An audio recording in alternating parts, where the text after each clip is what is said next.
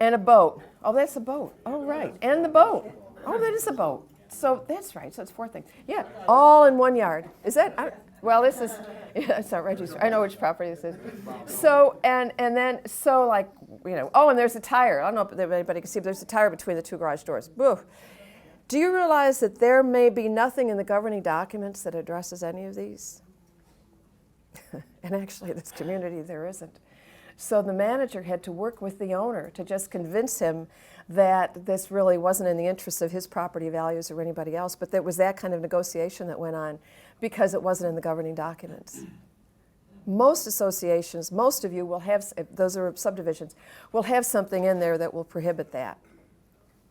But I will say this, if you don't have that kind of language, and there's any outside possibility that something like that could happen, you want to address it. You may be able to address it by writing some rules and regulations, which fill in the blanks, fill in the blank spaces from the governing documents that were recorded, or you may need to have an amendment. But it's better to be proactive. Actually, you have to be proactive. You can't be retroactive. If this is in the governing documents, then obviously we can work on it.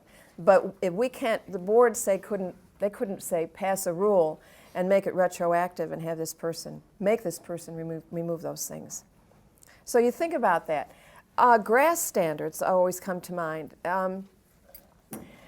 Very few documents say how high grass, how high it is before it's too high.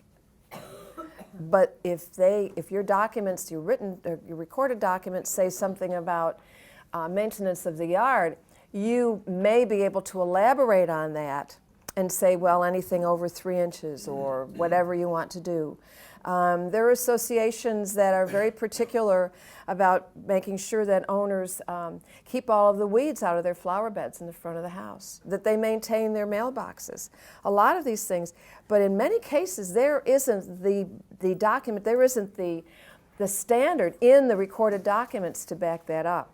You do want to be careful if you do something like that, because if somebody challenges you, you're out to dry. You're out to dry.